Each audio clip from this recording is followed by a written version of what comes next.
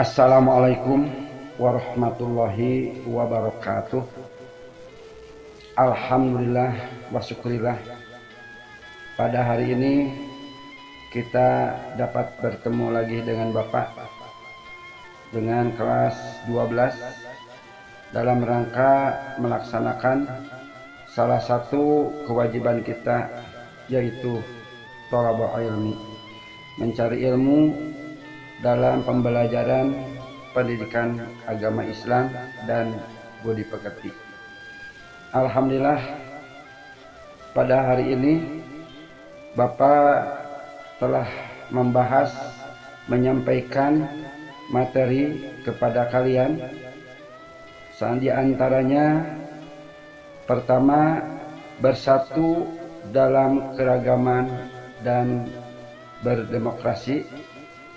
Yang kedua, semangat beribadah dengan meyakini hari akhir. Yang ketiga, menghidupkan nurani dengan berpikir kritis. Nah, pertemuan pada hari ini yaitu dengan tema indahnya membangun mahligai rumah tangga. Siswa-siswi kelas 12 yang Bapak banggakan, membangun atau indahnya membangun mahligai rumah tangga, yang Bapak akan bahas per pokok bahasannya. Pertama, hak dan kewajiban suami istri. Yang kedua, pernikahan dalam Undang-Undang PRI, Undang-Undang Perkawinan Republik Indonesia, disebut dengan UU PRI. Selanjutnya, yang ketiga, hikmah pernikahan dalam Islam. Yang keempat, ketentuan pernikahan dalam Islam. Siswa-siswi yang Bapak banggakan, semua orang berharap mendapatkan sukses atau kemenangan manusia dalam hidup dalam dua alam, yaitu dunia dan akhirat. Kemenangan di dunia, kemenangan di akhirat, dan kemenangan dunia adalah sesuatu yang tidak dipisahkan, bagaikan dua sisi mata uang yang tidak akan bermakna jika salah satu sisinya hilang. Bahkan Allah Subhanahu wa Ta'ala berfirman di dalam Al-Quran, surah Al-Isra ayat 72.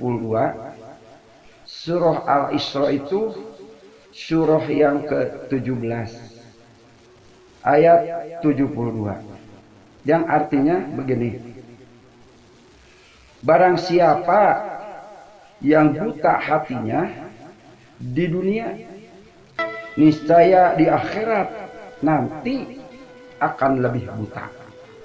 Itu dalam Al-Quran.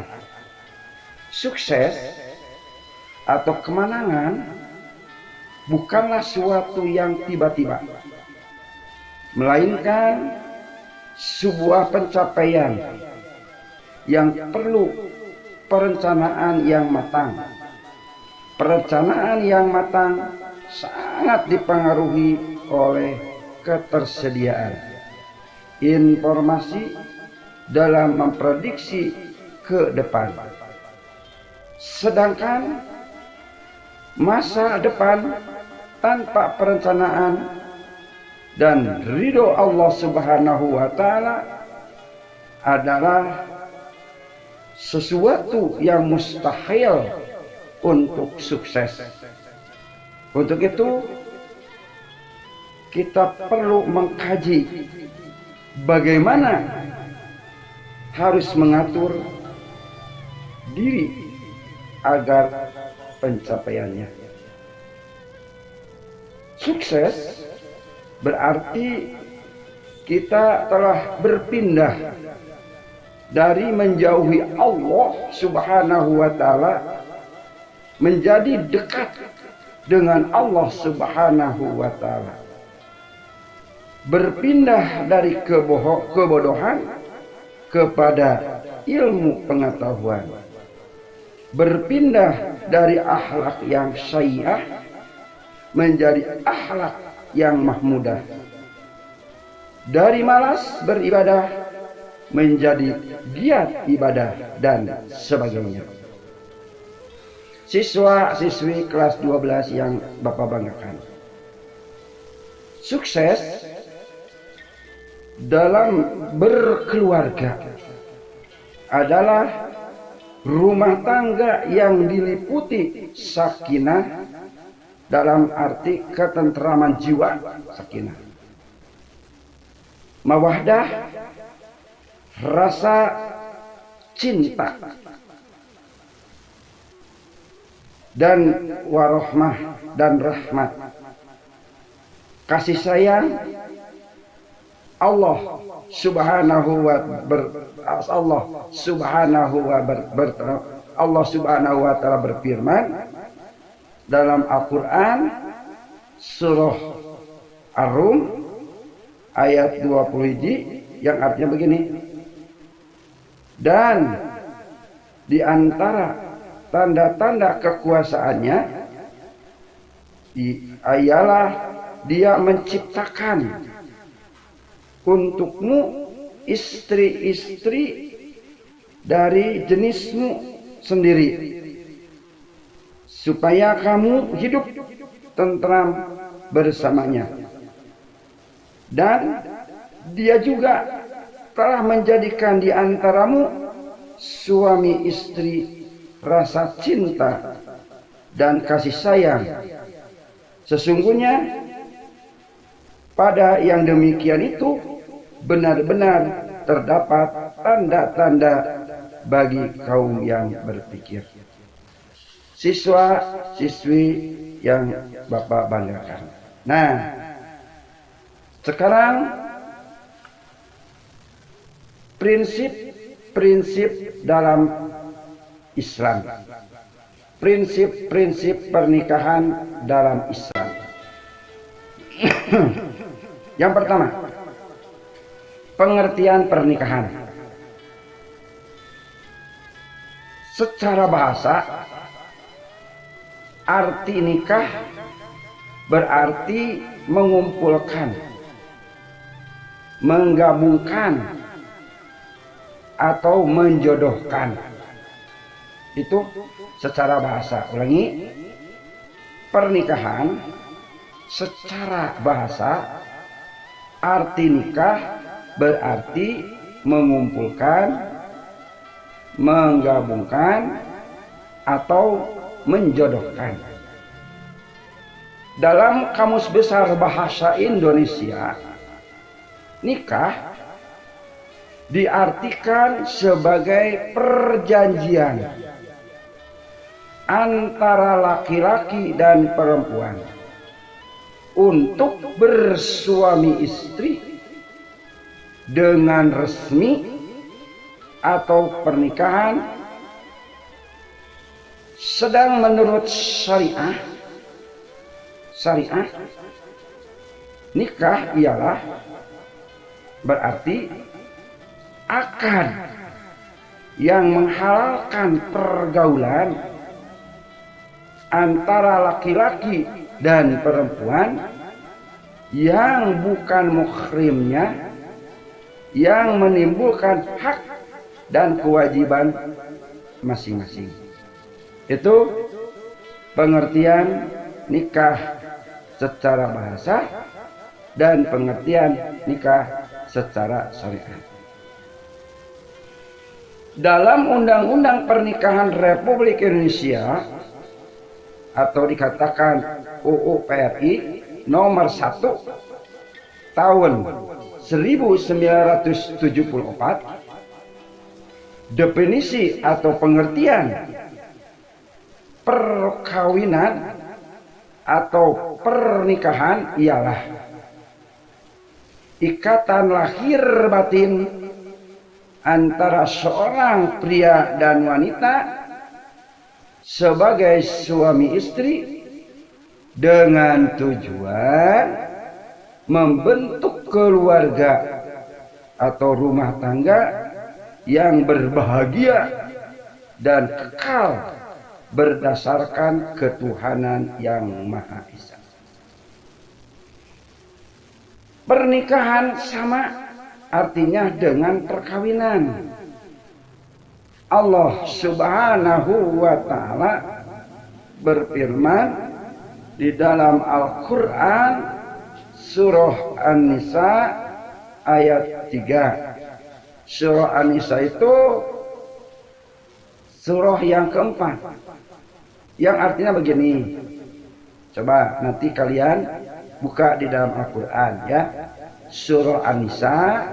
Surah An-Nisa itu surah yang keempat, ayatnya ayat 3. Dan jika kamu takut tidak akan dapat berlaku adil terhadap hak-hak perempuan yang yatim, atau bila mana kamu mengawininya, maka kawinlah wanita-wanita lain yang kamu senangi. 2, 3, atau 4. Kemudian jika kamu takut tidak akan dapat berlaku adil, maka kawinlah seorang saja atau budak-budak yang kamu miliki. Yang demikian itu adalah lebih dekat kepada tidak berbuat aniaya. Itu dari Al-Quran surah An-Nisa ayat yang ke-3. Siswa-siswi yang Bapak banggakan dan Bapak cintai. Yang kedua, tujuan pernikahan. Seseorang yang akan menikah harus memiliki tujuan positif dan mulia untuk membina keluarga sakinah dalam rumah tangga. Di antaranya berdasarkan hadis riwayat Bukhari dan Muslim ya, untuk ya tujuan pernikahan itu pertama untuk memenuhi tuntunan naluri manusia yang asasi berdasarkan hadis Bukhari ya, hadis riwayat Bukhari Muslim, an Abi Hurairah radhiyallahu anhu anin Nabi sallallahu alaihi wasallam qala tungkahul mar'atu li arba'in limaliha wali hisabiha wali jamaliha wali diniha padfar bidatid dain taribat yadahu. Artinya dari Abu Hurairah radhiyallahu anhu dari Nabi Muhammad sallallahu alaihi wasallam, beliau bersabda, wanita dinikahi karena 4 hak. Ya, wanita dinikahi karena 4 hal. Pertama, karena hartanya. Yang kedua, kedudukannya. Yang ketiga, kecantikannya. Dan karena agamanya. Nikahilah wanita karena agamanya, kalau tidak kamu akan celaka. Hadis riwayat Bukhari Muslim. Siswa-siswi yang Bapak banggakan. Nomor kedua, ini tujuan nikah ya. Yang kedua, untuk mendapatkan ketenangan jiwa. Allah Subhanahu wa taala berfirman, A'udzu billahi minasy syaithanir rajim. Bismillahirrahmanirrahim.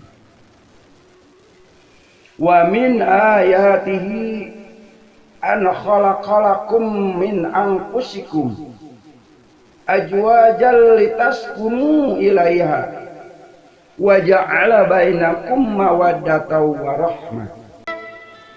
Inna fi dzalika la ayatil liqaumin yatafakkarun. Ini surah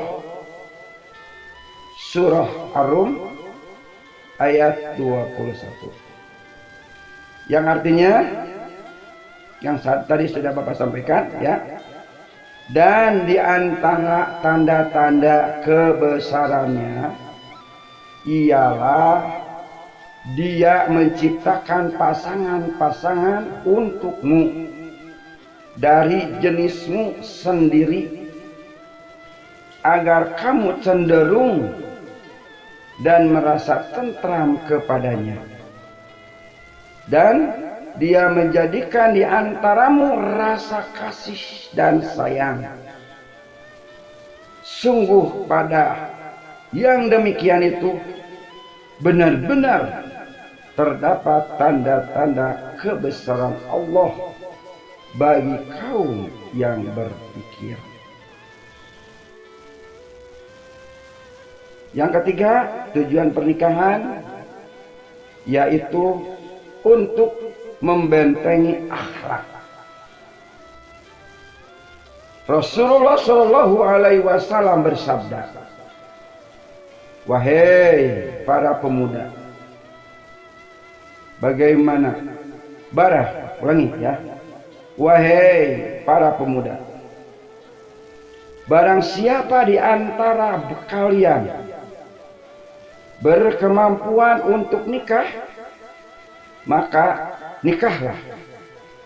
Karena nikah itu lebih menundukkan pandangan dan lebih membentengi parzi atau kemaluan. Dan barang siapa yang tidak mampu, maka hendaklah ia puasa atau saum. Karena saum itu dapat membentengi dirinya. Itu nomor ketiga, untuk membentengi akhlak.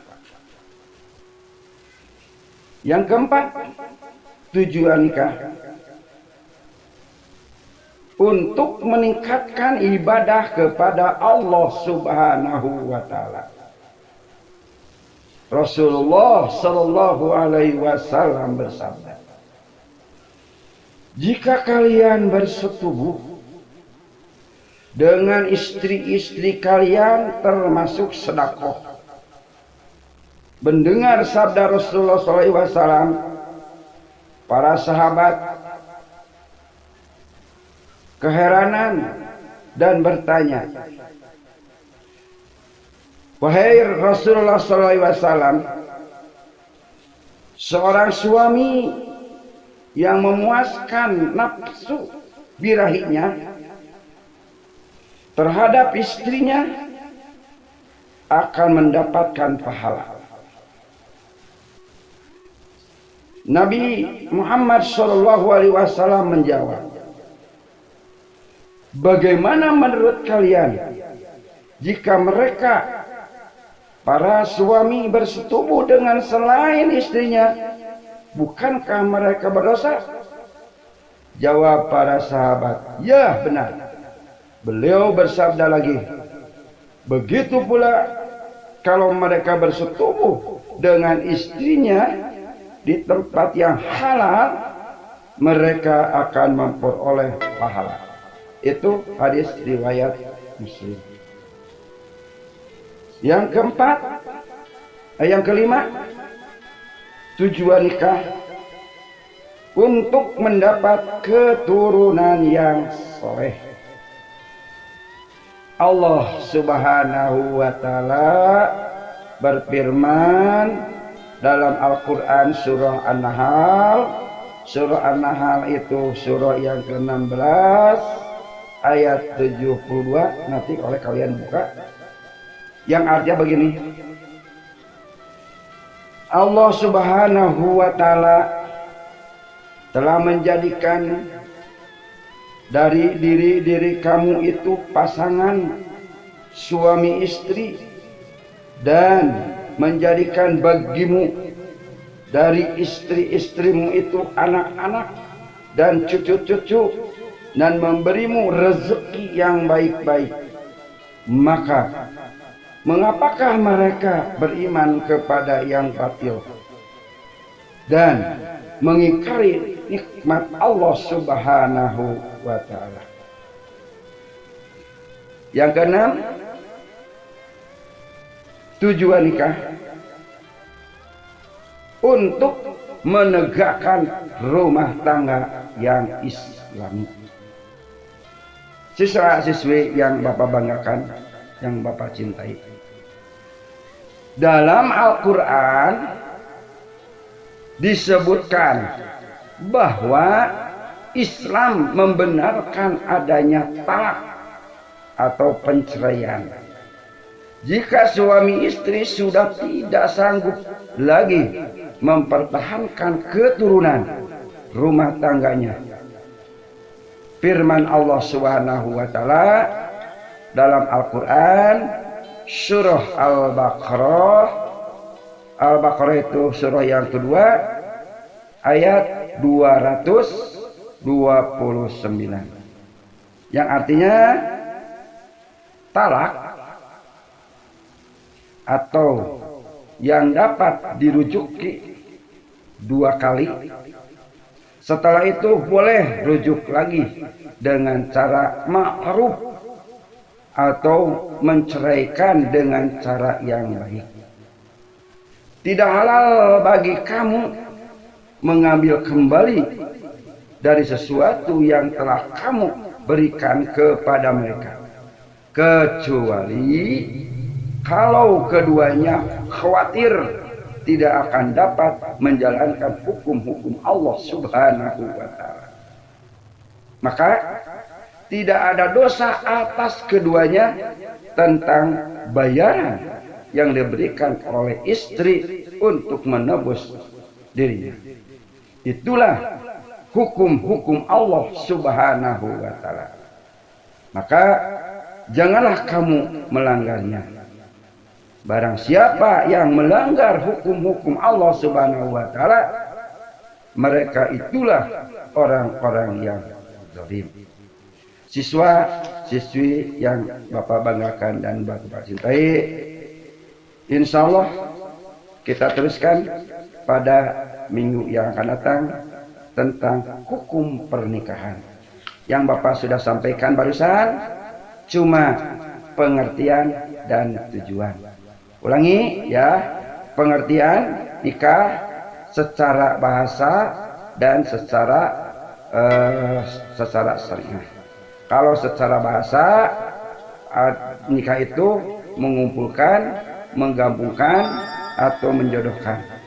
Kalau secara syariah, bahwa nikah itu akad yang menghalalkan pergaulan antara laki-laki dan perempuan yang bukan mahramnya, yang menimbulkan hak dan kewajiban masing-masing.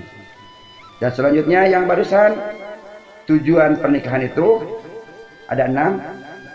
1. Untuk memenuhi tuntunan naluri manusia yang asasi. Yang kedua, untuk mendapatkan ketenangan hidup. Yang ketiga, untuk membentengi akhlak. Yang keempat, untuk meningkatkan ibadah kepada Allah Subhanahu wa Ta'ala. Yang kelima, untuk mendapatkan keturunan yang baik. Yang keenam, untuk menegakkan rumah tangga yang Islami. Terima kasih. atas perhatiannya. Mudah-mudahan umur kita, kesehatan kita, kesempatan kita bisa bertemu lagi dengan Bapak membahas tentang pernikahan. Insya Allah dituliskan dengan hukum pernikahan. Terima kasih. Wabillahi taufiq wal hidayah. Wassalamualaikum warahmatullahi wabarakatuh.